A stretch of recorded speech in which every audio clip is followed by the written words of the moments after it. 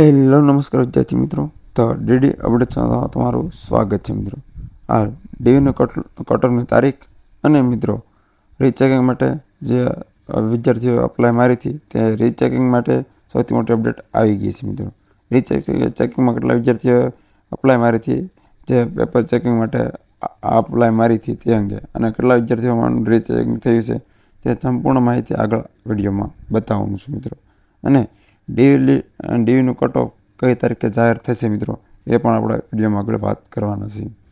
જો એ પહેલાં તમે નવા આવો તો લાઇક, શેર અને સબસ્ક્રાઈબ કરી દેજો મિત્રો. નીચે ટેલિગ્રામ ચેનલની લિંક છે, ત્યાંથી તમે ફોલો કરી લેજો.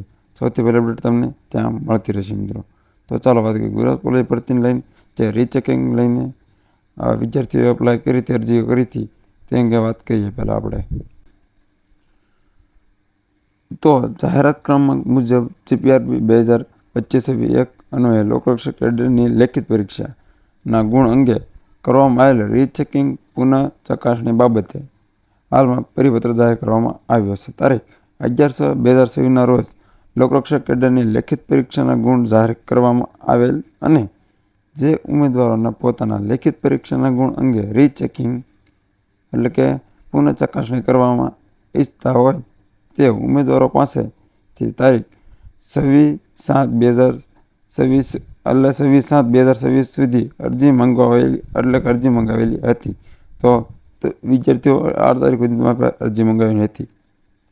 ત્યારબાદ 2 નિયત સમયગાળા દરમિયાન કુલ 306 વિદ્યાર્થીની અરજી આવી હતી, એટલે કે 306 વિદ્યાર્થીએ અરજી કરી હતી. આમાં મેળવે તે તમામ અરજીઓની ચકાસણી કરવામાં આવેલ છે, એટલે કે 306 વિદ્યાર્થીઓની જે અરજી કરી હતી તે 306 વિદ્યાર્થીની રીચેકિંગની પ્રક્રિયા પૂર્ણ થઈ ગઈ છે.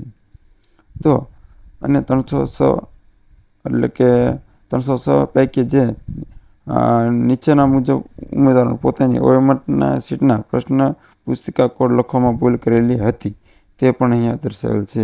જે વિદ્યાર્થીએ ભૂલ કરી હતી મિત્રો, તેના લિસ્ટમાં નામ આપવામાં આવ્યા છે. આ ભરતી બોર્ડ દ્વારા એક ઓફિશિયલ લેટર આપવામાં આવ્યો છે, અને જો તમે લેટર મેળવવા માગતા હો તો તેની લિંક હું ટેલિગ્રામ ચેનલમાં મૂકી દઉં, અને ઓફિશિયલ લિંક રહેશે જીપીઆરબી. તમે સર્ચ મારશો ક્રોમમાં તમારા, એટલે આ લિંક ખુલ્લી જશે. તે લિંકમાં તમે જોશો એટલે હાઇલાઇટ થયેલી નોટિફાઈ હશે આવડી આ, ત્યાં તમે ક્લિક કરશો જીપીઆરબીમાં એટલે તમને પીડીએફ મળી જશે. તો આટલા વિદ્યાર્થીઓએ ખાસ નોંધ લેવી, તેનું આ લિસ્ટમાં નામ છે. જે ખોટા પ્રશ્ન એટલે કે તેને પ્રશ્ન પુસ્તિકા ખોટી દર્શાવેલ હતી તે અંગે હાલમાં એક ઓએમઆર શીટ બતાવવામાં આવેલ છે, પીડીએફ. તો ઉપરોક્ત ઉમેદવારોની ઓએમઆર શીટમાં પ્રશ્ન પુસ્તિકા કોડમાં ફેરફાર થતાં તેમની લેખિત પરીક્ષાના ગુણ ફેરફાર થયેલ છે. આ સિવાય બાકી રહેલા અરજીઓમાં કોઈપણ પ્રકારનો ફેરફાર થયેલ નથી, જે ધ્યાનમાં લેવા વિનંતી. તો ત્યારબાદ રીચેકિંગ એટલે પુનઃ ચકાસણી અંગે મેળવેલ અરજીઓની વિગત તો જીપીઆરબીની ઓફિશિયલ વેબસાઇટ પરથી તમને મળી જશે વિદ્યાર્થી મિત્રો, ત્યાંથી તમે મેળવી લેજો. જીપીઆરબીની ઓફિશિયલ વેબસાઇટ છે જીપીઆરબી, આ તેની ઓફિશિયલ વેબસાઇટ છે. તો ત્યાંથી જઈને તમે આ લિંક પણ તમને મળી જશે.